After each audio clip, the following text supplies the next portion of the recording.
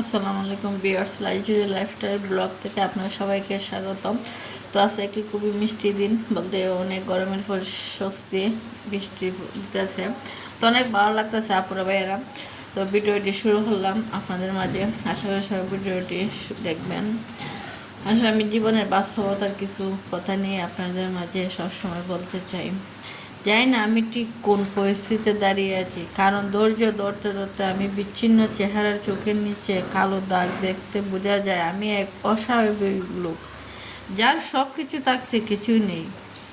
গত রাতে অনেক কান্না করেছি, ওই মুহূর্তে বড় একা লাগছিল। তখন দুই হাত দিয়ে চোখের পানি মুছতেছিলাম আর মনে মনে হাসতেছিলাম, একথা ভেবে যার জন্য এত কিছু সে তো জানে না।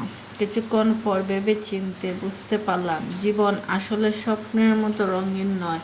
আমরা যেভাবে দেখি বা দেখতে চাই জীবনকে, জীবন আমাদের ঠিক সেভাবে দেখে না। আর একটা কথা কি জানেন, অতিরিক্ত মায়া মানে অতিরিক্ত যন্ত্রণা। এই শহরে শুধু ছেড়ে যাওয়ার গল্পটাই শুনেছি, কখনো ফিরে আসার গল্প শুনিনি।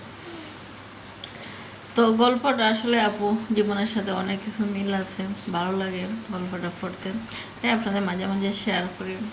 তো আজকে ভোর 5টার থেকে ভিডিওটা শুরু করছি। আজকে ভাবলাম যে অনেক কাজ খবর, যেহেতু ভোরবেলা উঠছি, সবাই ঘুমে আছে, তো আমার আছে স্টোর রুমটা আমি আগে সবার আগে গুছিয়ে নিতেছি। তো স্টোর রুমে অনেক জিনিসপত্র রাখা হয়। এটা আসলে স্টোর রুম না, এটা আমার একটা কিচেন রুম। ইচ্ছা হলে আমি এটা কিচেন হিসাবে ইউজ করতে পারি, কিন্তু আমার এই কিচেনের চেয়ে কিন্তু আমার এই কিচেন রুমটা অনেক সুন্দর। আর আপনাদের সাথে আমি ভিডিও শেয়ারও করতে পারলাম না সবসময়, কিন্তু দুঃখের বিষয় কিচেনটার মাঝে গ্যাসের লাইন নাই, এটা সিলিন্ডার গ্যাস ইউজ করা লাগবে। আর সবচেয়ে বড় সমস্যা হচ্ছে এটা রুমের সাথে লাগাল, বেডরুমের সাথে। তো এটা মালিকে করছিল ওদের সুবিধার্থে, মানে 2 প্লাট করে আলাদা করে রাখছিল। বাসাটা তো অনেক বড়, আপনারা কোনো সময় হোম ট্যুর দিলে দেখতে পাবেন। আমার বাসাটা কিন্তু প্রচুর বড়, রুম হয়তো কম, আমার বেডরুম 2টা, ড্রয়িং ডাইনিং, কিন্তু রুমগুলো অনেক বড় বড়। আর কিচেনটা একটু ছোটো। আর তবে ওই যে এখন যে কাজ করলাম যে স্টোর রুমটা, এই কিচেনটা মোটামুটি সুন্দর এবং বড়।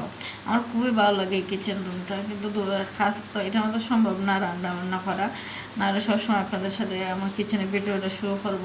আর এখন যে কিচেনটা আমাদের ইউজ করি, কিচেনটা এত বাজে, মানে বলার বাহিরে। আমার নিজের মাঝে মাঝে বিরক্ত লাগে, কিন্তু লাইনের গ্যাসে এখানে কিছু কিছু চোয়ার করতে পারতেছি না, সোলারও চেঞ্জ করতে পারতেছি না, জানলাগুলো চেঞ্জ করার মতো না। আসলে এটা তো বাড়া বাসা, আর তেমন সুবিধাও নাই ভিডিও করার। কেন জানি আমার কাছে লাগে যে কিচেনটা আমার একটা বিরক্তকর।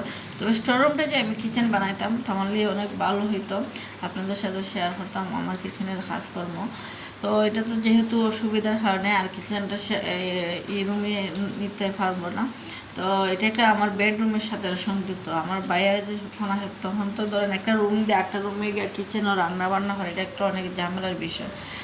আর এখন যে কিচেনটা পড়ছে আমাদের, এই কিচেনটা কিন্তু সোজা যে কোনো রুম থেকে যাওয়া যায়, কেউ রুম থেকে কেউ আসা যাওয়া লাগে না। যেখানে এটাই আমরা বাচ্চা নিচ্ছি কিচেন হিসাবে।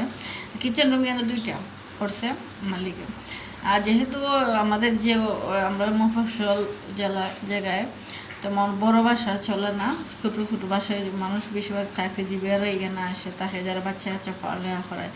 তো আমাদের বড় বাসা নেওয়ার একমাত্র উদ্দেশ্য হয়েছে আমরা যেহেতু জিনিসপত্র ফার্নিচারগুলো বেশি, আর খোলামেলা থাকতে আমাদের খুবই ভালো লাগে।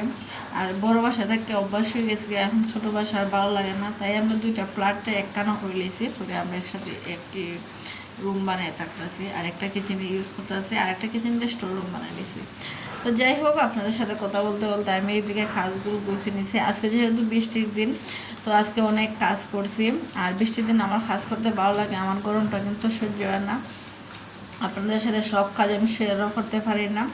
আমার রুমগুলো আমি সবসময় হাত দিয়ে মুছি, আমি একদিন পরক 2 দিন পরক আমি সবসময় হাত দিয়ে রুমগুলো মুছতে চেষ্টা করি। কোনো সময় আমি মুভ দিয়ে রুম মুছি নাই।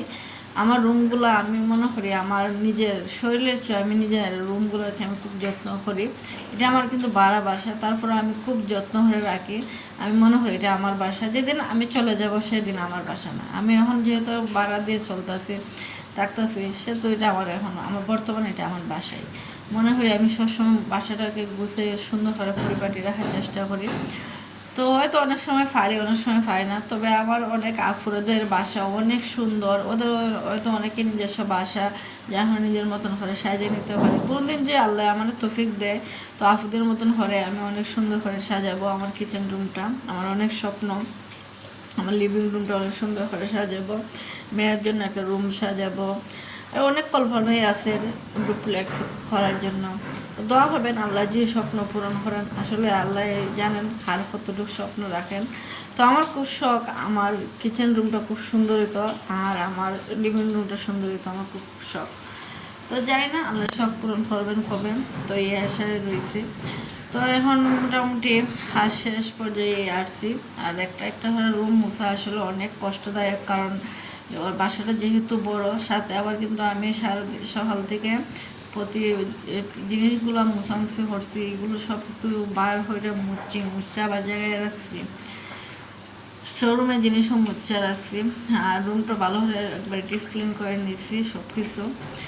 আর এদিকে সব কিছু একটু একবার গুছাই আপনাদের একটু শেয়ার করলাম। তো কেমন হয়েছে জানাবেন, আর আপনাদের ভালো লাগা মুহূর্ততে আপনাদের সাথে একটু শেয়ার করার ভিডিওটা। তো ভালো থাকুন ভিউয়ার্স, আপুরা ভাইয়ারা সবাই আমার জন্য দোয়া করবেন।